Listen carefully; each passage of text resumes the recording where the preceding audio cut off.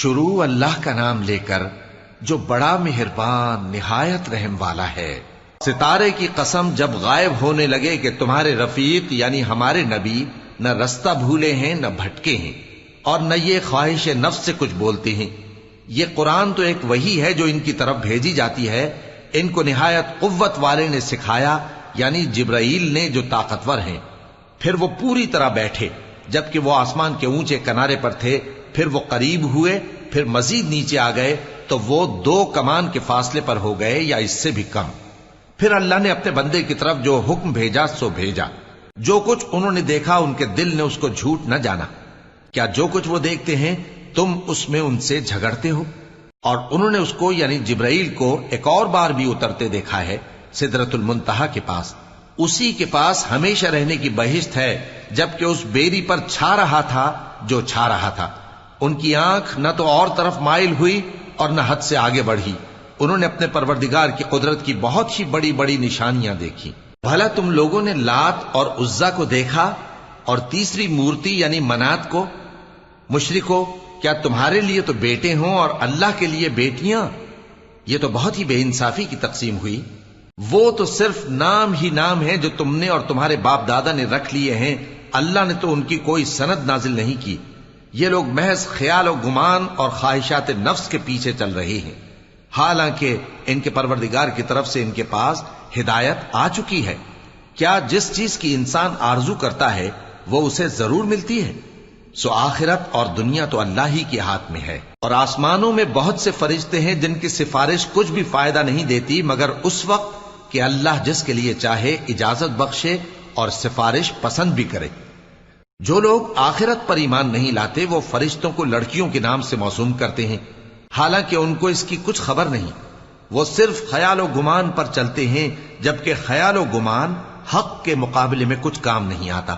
تو جو ہماری یاد سے روگردانی کرے اور صرف دنیا ہی کی زندگی کا خواہاں ہو، اس سے تم بھی منہ پھیر لو۔ ان کے علم کی یہی انتہا ہے۔ تمہارا پروردگار اس کو بھی خوب جانتا ہے جو اس کے رستے سے بھٹک گیا، اور اس سے بھی خوب واقف ہے جو رستے پر چلا۔ اور جو کچھ آسمانوں میں ہے اور جو کچھ زمین میں ہے سب اللہ ہی کا ہے، اور اس نے خلقت کو اس لیے پیدا کیا ہے کہ جن لوگوں نے برے کام کیے ان کو ان کے اعمال کا بدلہ دے، اور جنہوں نے نیکیاں کی ان کو نیک بدلہ دے۔ جو صغیرہ گناہوں کے سوا بڑے بڑے گناہوں اور بے حیائی کی باتوں سے اجتناب کرتے ہیں، بے شک تمہارا پروردگار بڑی بخشش والا ہے۔ وہ تم کو خوب جانتا ہے۔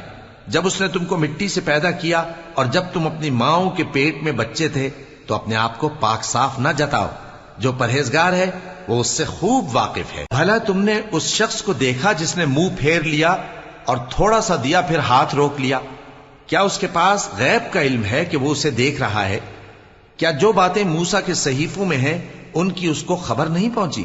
اور ابراہیم کے صحیفوں کی جنہوں نے حق اطاعت اور رسالت پورا کیا، وہ یہ کہ کوئی شخص دوسرے کے گناہ کا بوجھ نہیں اٹھائے گا، اور یہ کہ انسان کو وہی ملتا ہے جس کے لیے وہ محنت کرتا ہے، اور یہ کہ اس کی محنت کا جائزہ لیا جائے گا، پھر اس کو اس کا پورا پورا بدلہ دیا جائے گا، اور یہ کہ تمہارے پروردگار ہی کے پاس پہنچنا ہے، اور یہ کہ وہ ہنساتا اور رلاتا ہے، اور یہ کہ وہی مارتا اور جلاتا ہے، اور یہ کہ وہی دونوں جوڑے یعنی نر اور مادہ پیدا کرتا ہے یعنی نطفے سے جو رحم میں ڈالا جاتا ہے، اور یہ کہ قیامت کو دوبارہ اٹھانا اسی کا ذمہ ہے، اور یہ کہ وہی دولت مند بناتا اور وہی مفلس کرتا ہے، اور یہ کہ وہی شیرا نامی تارے کا بھی مالک ہے، اور یہ کہ اسی نے عاد اول کو ہلاک کر ڈالا اور سمود کو بھی، غرض کسی کو باقی نہ چھوڑا، اور ان سے پہلے قوم نوح کو بھی۔